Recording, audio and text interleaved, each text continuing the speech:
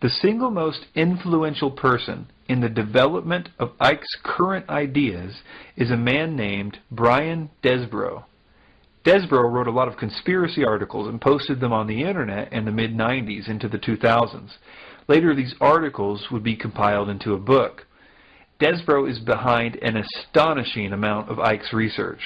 There's a lot of interesting things about Mr. Desbrow. First of all, despite the fact that his bio says that he served as a director of research and development for several American high-technology companies and has provided consultation to a company involved in deep space research, there's no record of him doing anything like this on the internet, which seems odd since you would think that if a person who was publishing material on the internet so early in its history, that he would also leave some trail to his apparently earth-changing scientific research.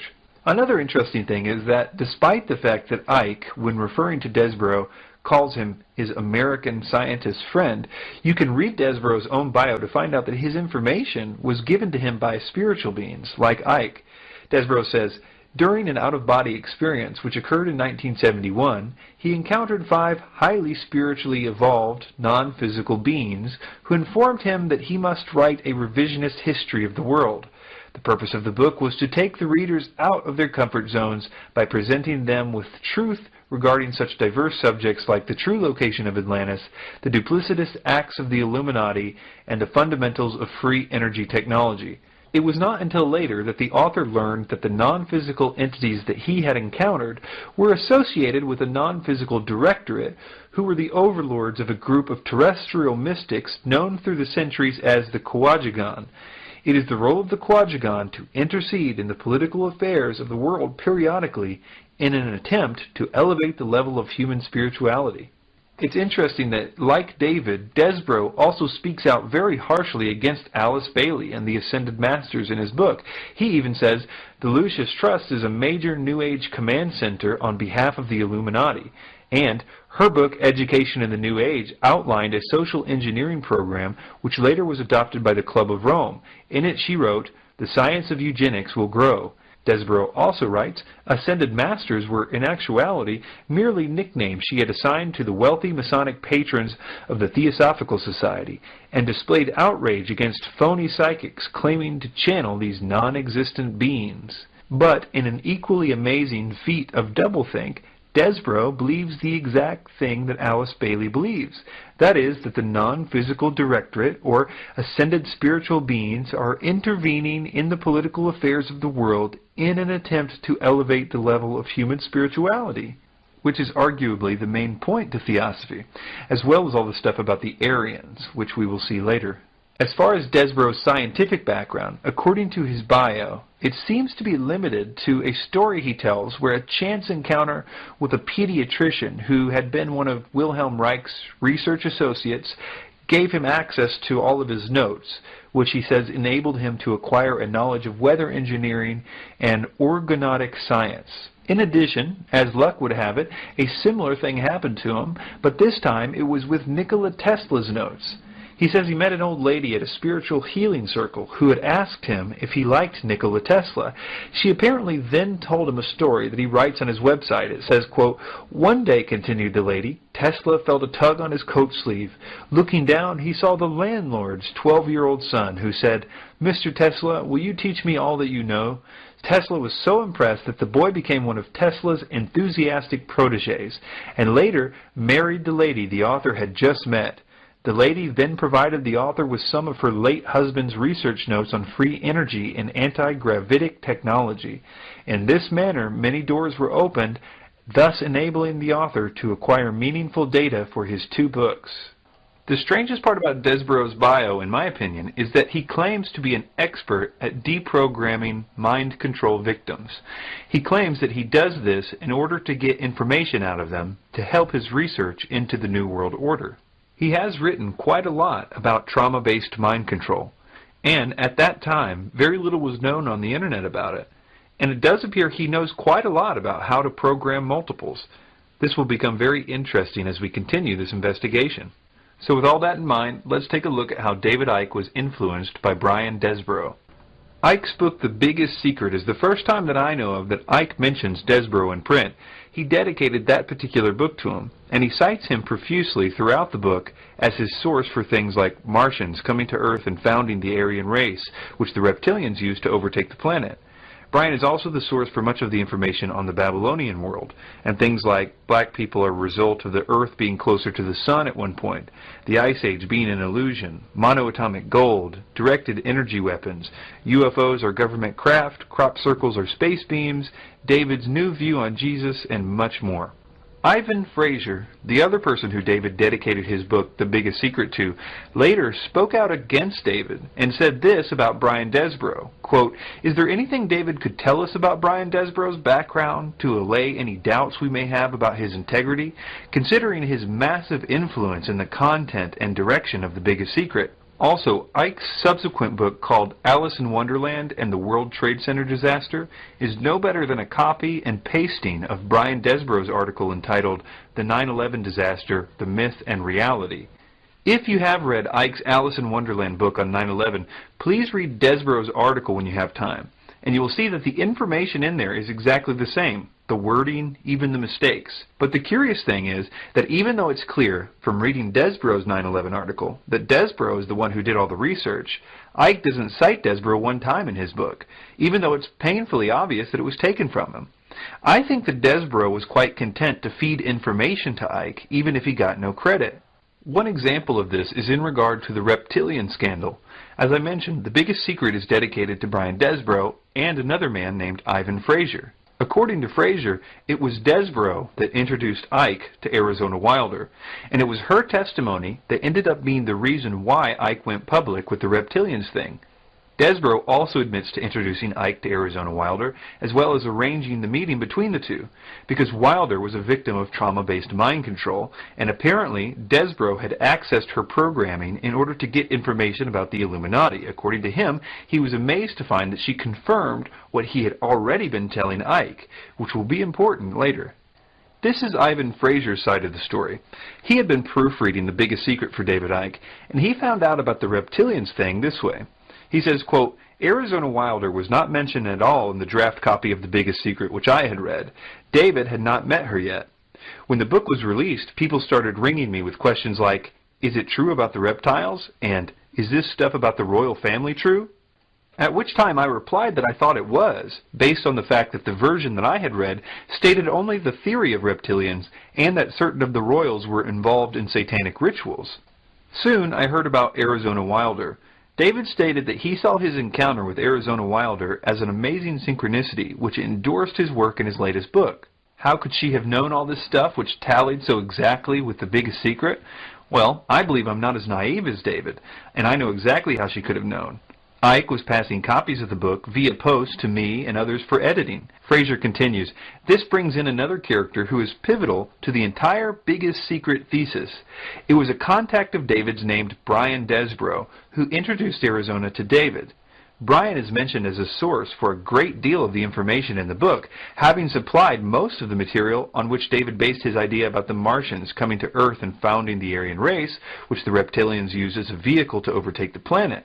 Brian is also the source for much of the information David had compiled on the Babylonian world, its myths, and how they fed into the sinister secret societies. It was Brian Desbro who was also looking at the draft copy of The Biggest Secret at the same time as myself, i.e. before David met Arizona Wilder. Therefore, the fact that Brian Desbro may be responsible for fundamentally leading the direction of David's research, if not planting much of the basis of the book in David's mind, is obvious. But then, to be the same person responsible for giving him the so-called eyewitness to testify to the verity of that information is highly suspicious. Brian also writes articles on mind control and seems very knowledgeable on the subject. Is it possible that he could be directly involved in some way that we are not being told about? Fraser also says that Arizona endorsed Desbro's theories so closely that, quote, you would almost think she had already read the book or had been given the information beforehand. He continues, or considering that she claims to be an ex-mind-controlled slave, could it be that she was pre-programmed? Testimony from Marc Phillips and Kathy O'Brien as to how arduous it is to deprogram a CIA slave makes me very suspicious that Arizona Wilder could be considered reliable. She claims that since her programmer died, the programming broke down. I don't believe this can be accepted as such, and external experts would have to be brought in to convince me that if she was controlled to the highest level, that she could be so deprogrammed now to be considered reliable. Brian Desbrow describes the story in this way. My own research, based on unpublished astrophysical data, revealed that Mars originally occupied our planet's orbit and was populated by a technologically advanced Aryan race. A celestial catastrophe displaced Mars into its present orbit, forcing the Aryan survivors to colonize our planet and subsequently construct the Great Pyramid. Then they were overthrown by an evil priesthood who established the royal court of the dragon in Egypt. While David was writing his book, it was my good fortune to meet the mother goddess of the Illuminati. She corroborated my research, adding that the Illuminati hierarchy are shape-shifting dragons who require the consumption of Aryan blood in order to maintain their shape-shifting capability, hence their opposition to interracial marriages. As we watch these clips of Arizona Wilder, notice that when she was asked about the history of the reptilians, that she says that she was made to learn this. No matter who she thinks taught her this information, the fact that a bunch of Satanists made someone learn something sounds like programming to me. In your experience, being brought up in this Illuminati environment, were you ever told anything about where these reptilians came from and what is the history of it all? I was made to learn through Mothers of Darkness, which is a certain aspect of the organization, because that was an early part of my training, the history of what was the Illuminati on this planet. And what I learned was that the Aryans originally were from Mars, and the reptilians came to that planet they came from another place. They came to that planet. They came to rule because they wanted to mix, so they said, with that race, but they became the overlords. That's an interesting term, overlords. Brian Desbrow uses it almost 30 times in his book, compared to Ike using it one time, and even that was in a quote.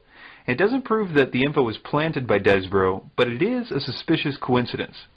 And the Martians, or Aryans, were seeking to escape from it. They went to the moon, and then were there attacked, and they then went to Earth and established culture here on Earth approximately 6,000 years ago. And at that point in time, they were doing well, and they were mixing with the indigenous population of this Earth. They were getting along with. And then about 4,000 years ago, the reptilians arrived here and again began to take over. And they instilled themselves in different places underground in the Earth, and also this one part of them, the ruling part, took over and became involved in the politics and in the religion, and started controlling through these means at that point in time. A woman named Sva Lee, who is widely regarded as trustworthy by many in the truth movement of all backgrounds, claims to be a former programmer for the Illuminati. She is currently in hiding, we hope, but her writings, which are still posted on the internet, fill in many of the details about how mind control slaves are programmed. One time she was asked about this reptilian idea. The question is, Sva Lee, I have to ask you this. There are stories floating around on the internet about the Illuminati and other agencies being run by extraterrestrials, in particular a reptilian race operating from a higher dimension. Any thoughts on that? My answer will probably cause a lot of anger, and it's not meant to step on any toes. Here it goes. I've never seen an alien or extraterrestrial. I have seen some programming to make people think they saw aliens as a cover story for programming, if they remembered. None of the head trainers I knew or others on the Leadership Council believed in aliens, although I never asked them. I personally believe that the reptilian stuff is actually the demonic at work. I have seen shape-shifting and other stuff because of demonic influence. Okay, so some of you here will say, gee, she believes in demons. That's as far out as aliens. Well, this is what the Illuminati certainly believe in. They know there are spiritual realities, and they think that they can control them. Those of a more cynical bent would say that the shape-shifting was a drug-induced hallucination and group hysteria in the context of a ritual setting. I will let each reader decide based on their personal comfort zone, but no, absolutely no reptiles or aliens seen in Washington, D.C. or San Diego, California as of 5 years ago. At least I never saw them. Interesting that Ike seems to validate this idea that spirits can make a person shapeshift. It was a lady who channeled this consciousness back in 1990, and I'll just read what it said because it's so relevant to now with the hindsight of the years that have passed. And if anyone doesn't, believe in shapeshifting, they should have seen this woman's face when she was doing this, because she became someone else. Her face, it was like, whoa, changed to a completely different face. I would say that Arizona Wilder's testimony is worth listening to. It seems to be consistent with high-level satanic rituals.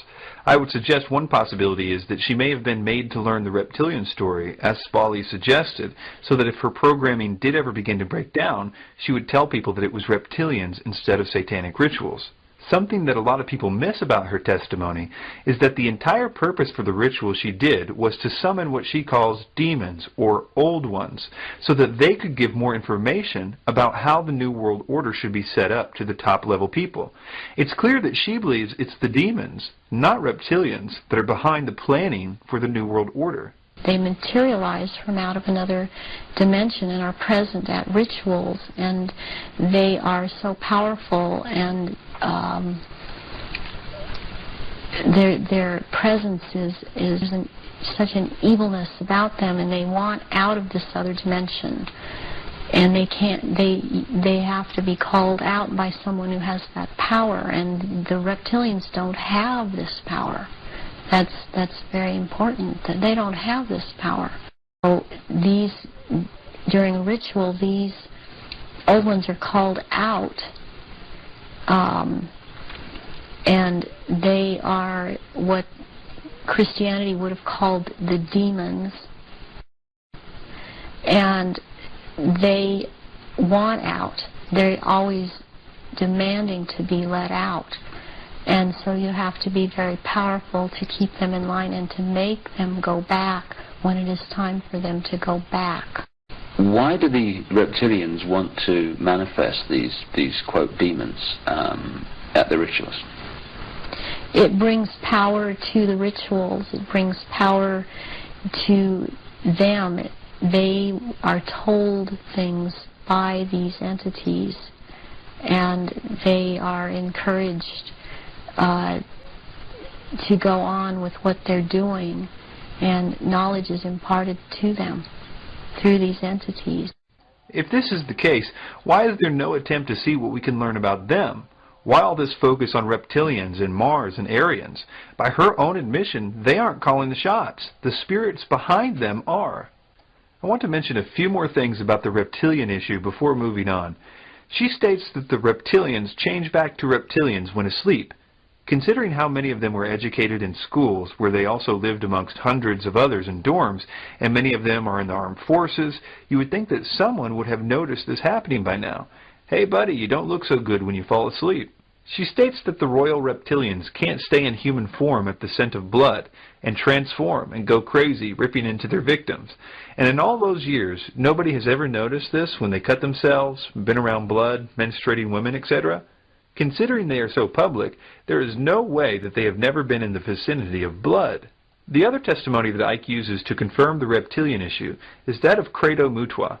This is what Ivan Fraser said about Mutwa. Quote, soon after this, the Arizona Wilder interview, David re-emerged from a trip to Africa, announcing a new video called The Reptilian Agenda, which is an interview with a Zulu shaman called GreatTruth123, who is confirming the evidence of shape-shifting reptilians.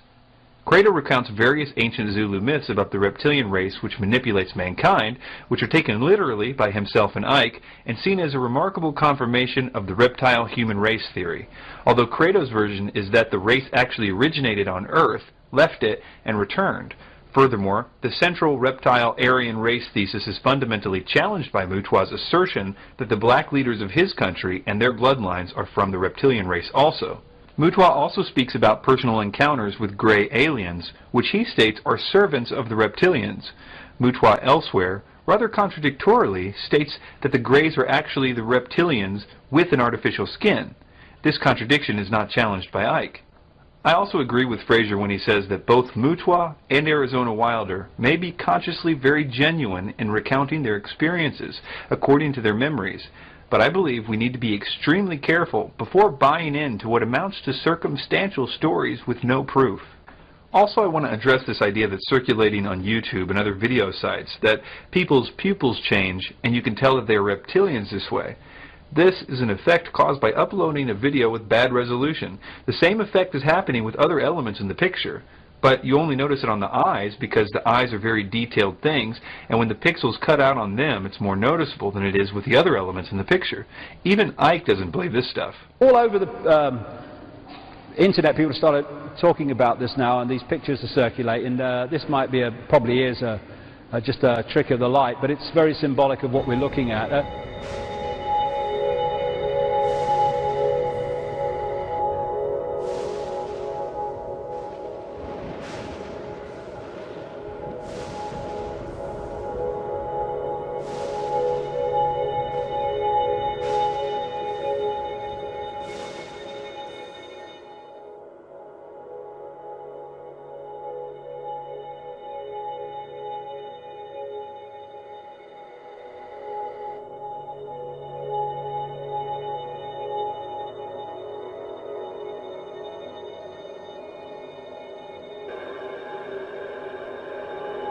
Logos, and I started off with obviously the all-seeing eye on the dollar bill.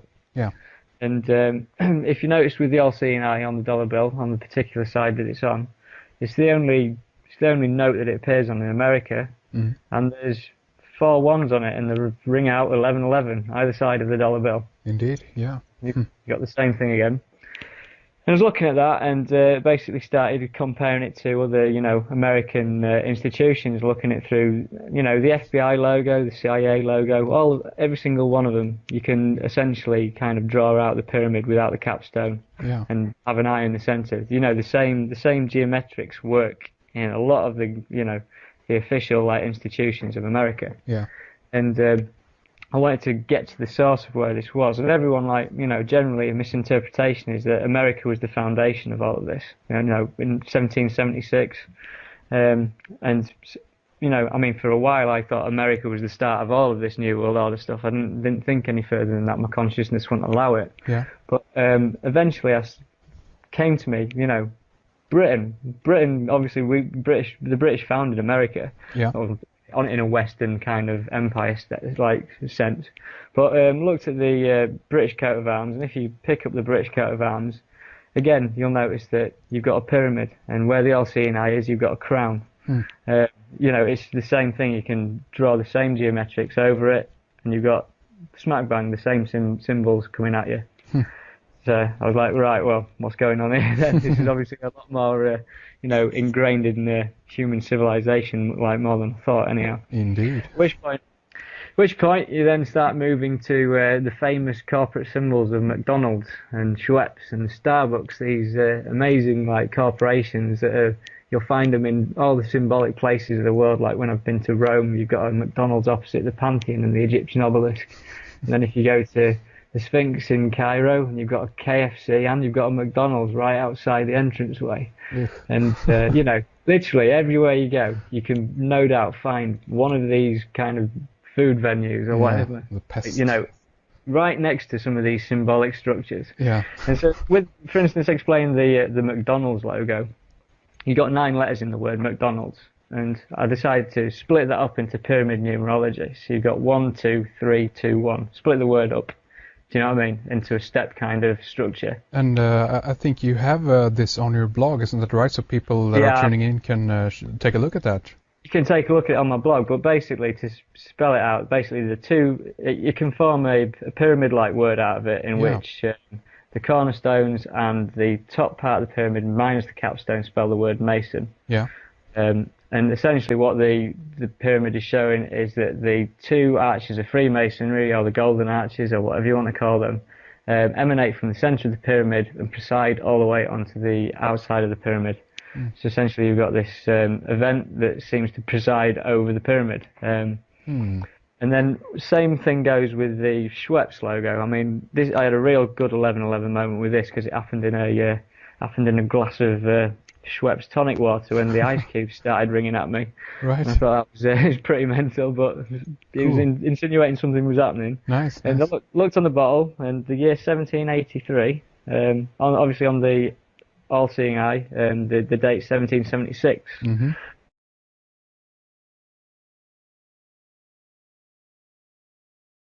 I was like, we're a bit too close for comfort here. We're in the period of the Enlightenment, is what they call it. Yeah. And look at their logo, and it doesn't even take any deciphering this one. There's a pyramid with an angel on top, with a McDonald's-style M presiding over the pyramid. So essentially you've got more messianic imagery in the logo of a corporate symbol. And all I can think is this company, Schweppes, they teamed up with Cadbury's.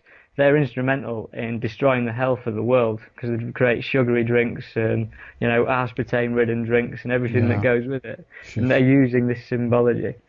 So you can look at that on my blog yet again because it's all on there. Very interesting. Get to Starbucks, and Starbucks, if you look at when you're walking past any old Starbucks, you'll notice that the logo is 3 stars that make a pyramid. And the very top star is seated on top of a crown, which is essentially, symbolic of the all-seeing eye. But underneath the crown is a woman, and that woman is Isis, so the Egyptian deity Isis. And essentially, what I've realised over the past few days is that what these logos are depicting is some form of messianic event. Yeah. And when you look into a book, there's a book called The Secret Teachers of All Ages from 1928. By Manly P. Hall. Indeed. And states Isis is sometimes shown standing between 2 great pillars of Freemasonry. Yeah. So deity Isis stands between these pillars. So on the McDonald's logo, where you've got the M and you've got the M coinciding on the top of the pyramid, and the same on the Schweppes logo, where you've got the angel stood on top of the pyramid, they're representing Isis. There's no other way of looking at it, in my personal opinion. Yeah. So basically, Isis is symbolic of the all-seeing eye. It's the same thing. Same as when you're looking, for instance, into the Holy Trinity and stuff, and you've got the Father, the Son, and the Holy Spirit. Yeah. There's the evidence of the kind of, the ever-looming one who sees everything but isn't quite there. Do you know what I mean? Yeah. So anyhow, this occult symbolism, it works on a dual level, like optical illusions. For instance, you can now look at a picture and do you see the old woman or do you see the young woman? Yeah. It's got the duality, same as everything else when it comes down to religion. Yeah. Most people are attuned to see one thing, but it actually means another thing as well. But it depends which version you want to go with. There's two ways to look at it. And my opinion on everything with the occult is that it's working on a different plane outside of the 5 sense human reality. It's something that's working in the subconscious. Yeah. And going on that principle of mind before matter universe, when you're looking at this occult symbolism, and if one person is, say, looking at the Schweppes logo, and they're drinking Schweppes, and they're buying into this logo, they're buying into the brand, they're buying into all of it, they think they're just buying into a great drink. But they're also buying into this other thing. They're buying into this messianic event. And essentially, if you think about this mind before matter universe, if this occult symbology is working on the subconscious, and it's working on the subconscious of a global population, then it's got the ability to still bring itself forward into matter. Do you know what I mean? So it's what you're saying is that with the help of all these knowing people, so to speak, this is propelled forward. Is that what you're saying? Yeah, for instance, like when someone goes to a McDonald's and they're buying into the McDonald's, how clever they got that anyhow, because it's beautiful. Right. But when they're going in and they're buying those McDonald's, they're also, they're buying into the alternate thing, which is the symbol of, this messianic event on top of the pyramid. It's empowering it. It's giving, it's, you know, it's building it into the subconscious, and that subconscious can precipitate into matter at the right time. And that's interesting, considering that many of these companies are so, I mean, they're global players. I mean, some of these companies have bigger, you know, a bigger economy and gain more money than certain countries do. Well, yeah, I mean, we've got no idea how they got so successful. I mean, you know, there's no reason for it, to be honest, apart from that there's something else there working with them. You know what I mean? Do you also think that you know, potentially this could work the other way around, meaning that human beings, since we've been subjected to, at least in the Western world, you know, almost 1700 years of Christianity and so forth, that the reason also why they might want to pick a logo like this or you know, have this message in the logo is that on some level this speaks to our unconscious. So people who are inclined to you know, lean towards the Christian faith, for instance, are actually in some way kind of lured in by these kinds of symbols, and consequently they. I mean, yeah, definitely. I mean, the thing that I'll draw upon later is that how this works with more than just Christianity. Because if ISIS has many identifications, and she's got an identification as the angel Gabriel and the all-seeing eye and stuff. Yeah. But when we talk about this new world order and the one world religion and the one world government, the angel.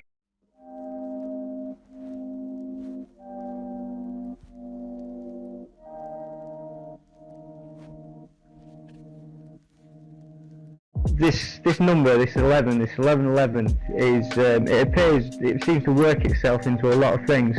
I mean, predominantly the first thing is the universe itself, and obviously on the 11th of August 1999, 11:11 a.m. there was a total solar eclipse that was observed through Europe. And if you move that further on the end date, December 21st, 2012, the end date of the main calendar, the winter solstice, which is when the calendar ends, is at 11:11 a.m. So I've heard. So obviously, so we've got this effect where the universe is ringing these numbers at us, you know, in accordance to consciousness and stuff.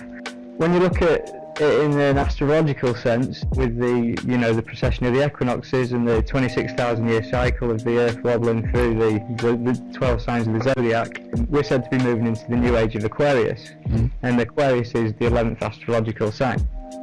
And so, getting further into it, you look at the numbers of 2112, 2012, and you add all those numbers up, and you get an 11.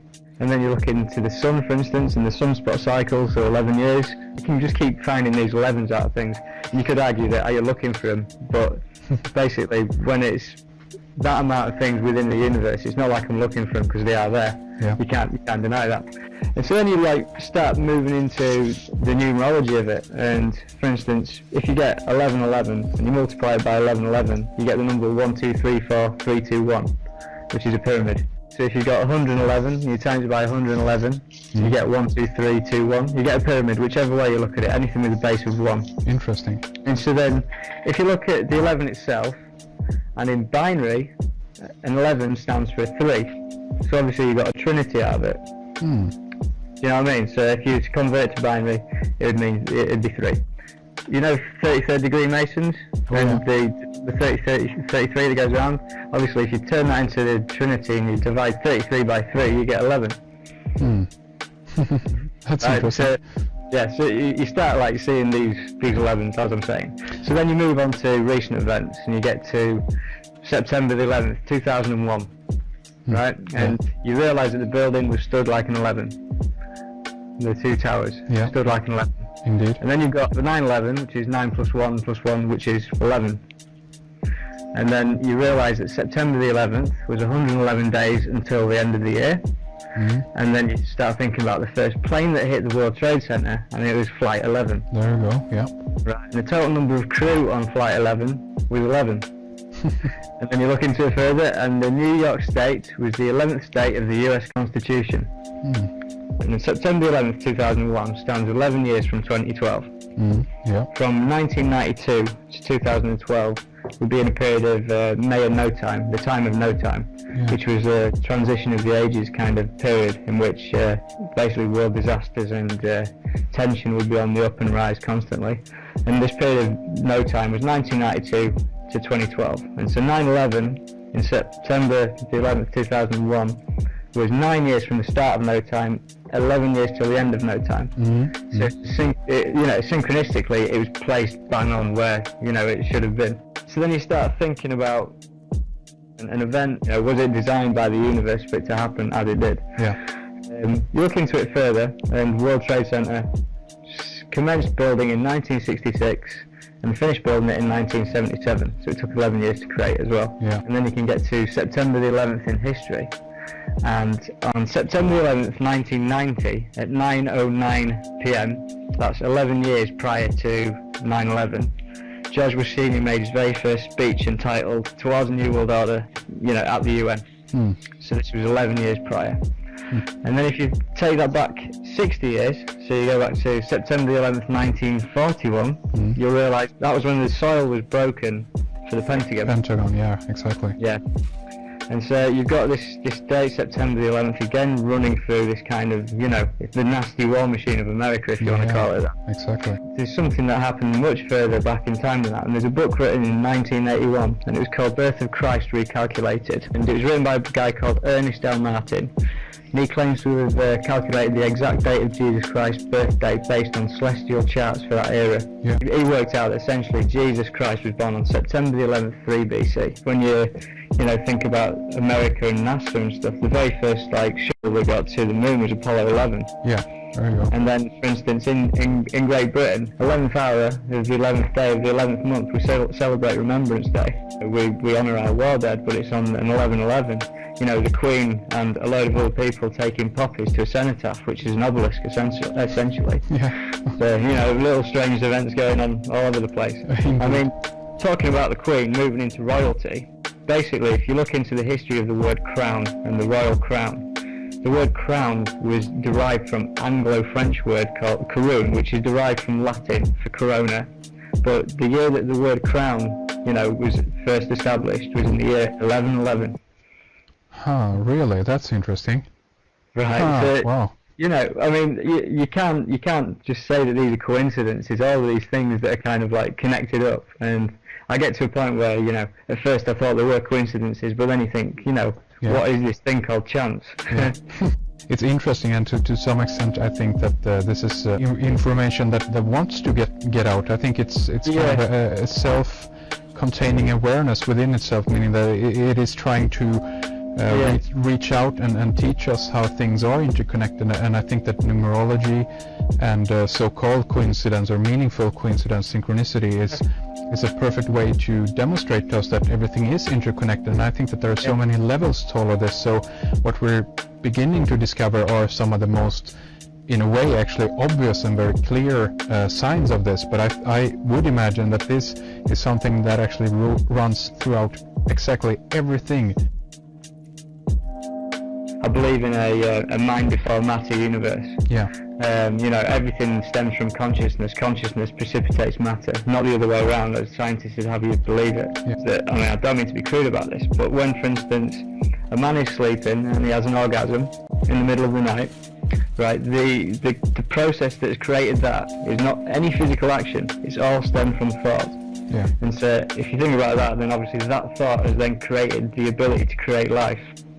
That's right. You understand where I'm coming from? Oh yeah, definitely, exactly. It's a very good point. That for me is the proof that everything is a mind before matter universe. You can create life with thought. So that means that everything that you're looking at essentially is consciousness.